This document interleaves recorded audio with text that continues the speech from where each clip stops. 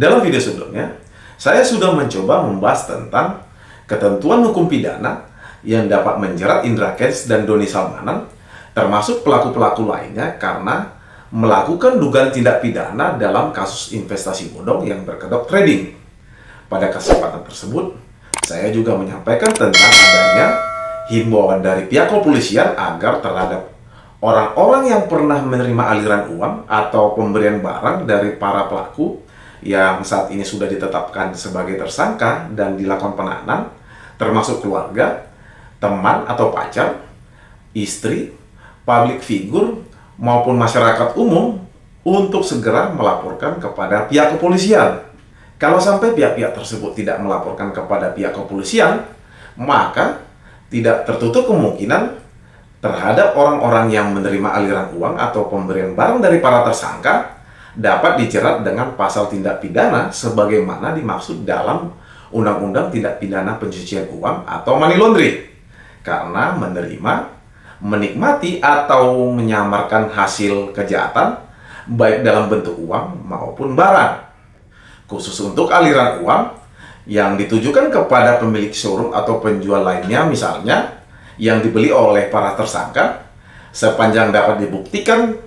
adanya dasar hukum jual belinya dan hal tersebut jelas secara pembuktian, sebenarnya berdasarkan ketentuan hukum yang berlaku, maka terhadap para penjual tersebut itu mendapatkan perlindungan hukum.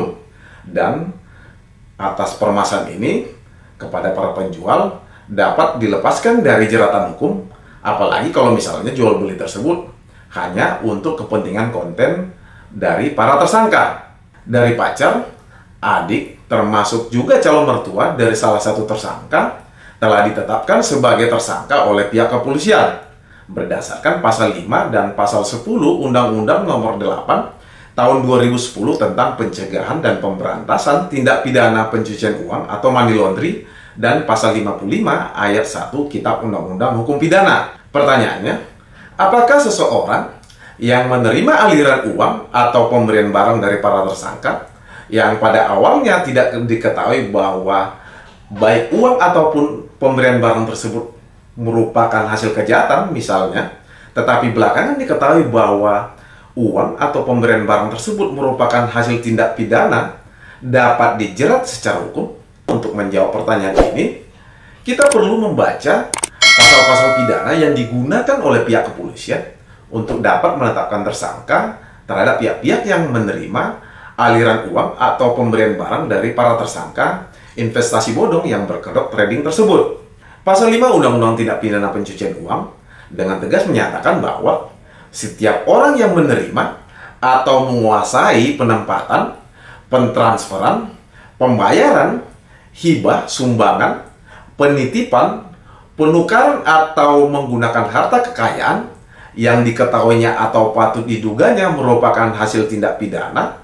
maka terhadap orang tersebut itu dapat dipidana penjara paling lama 5 tahun dengan denda paling banyak 1 miliar rupiah. Pasal inilah yang digunakan oleh pihak kepolisian untuk menjerat orang-orang yang menerima aliran uang atau pemberian barang dari para tersangka, tetapi dalam hal ini tidak melaporkannya kepada pihak kepolisian. Jadi di sini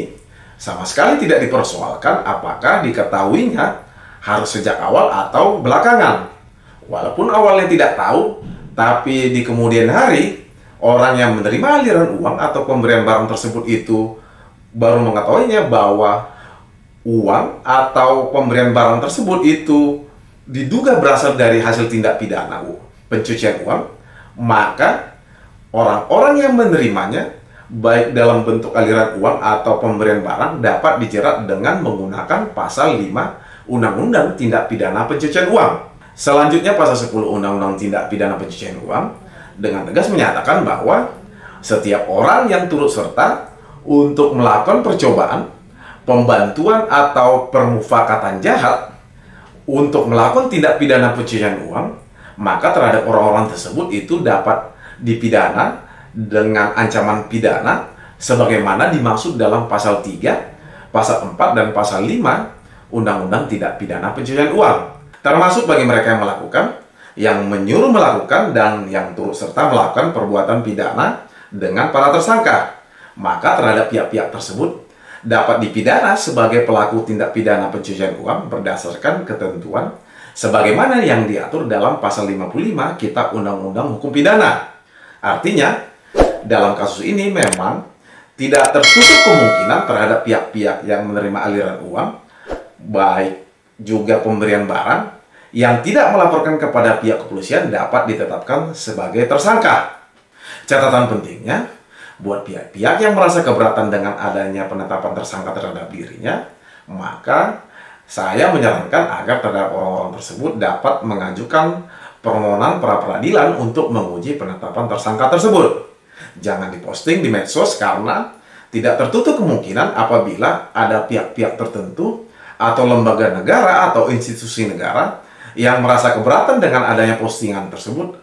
dapat melaporkan kita dengan dugaan tindak pidana pencemaran nama baik dengan menggunakan Undang-Undang ITE. Sedangkan buat pihak-pihak yang menerima aliran uang atau pemberian barang dari para tersangka sebelumnya yang masih belum melaporkan pemberian para tersangka tersebut kepada pihak kepolisian, silakan agar dilaporkan agar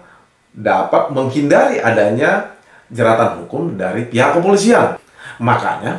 kalau tidak ada angin atau tidak ada hujan, tiba-tiba ada orang atau pihak-pihak tertentu yang memberikan kita uang dalam jumlah yang banyak, baik itu jutaan, puluhan juta atau ratusan juta, bahkan miliaran rupiah, atau memberikan kita barang-barang berharga, jangan kita buru-buru langsung senang. Apalagi orang-orang tersebut atau pihak-pihak tersebut sebelumnya tidak kita kenal.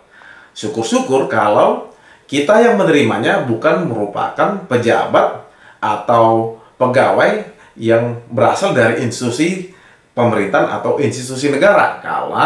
Kalau sampai kita menerima aliran uang atau menerima pemberian barang dan kita merupakan berasal dari institusi pemerintahan atau institusi negara, maka terhadap kita dapat dijerat dengan Undang-Undang Tindak Pidana Korupsi karena menerima suap atau gratifikasi, sehingga tidak tertutup kemungkinan bagi kita akan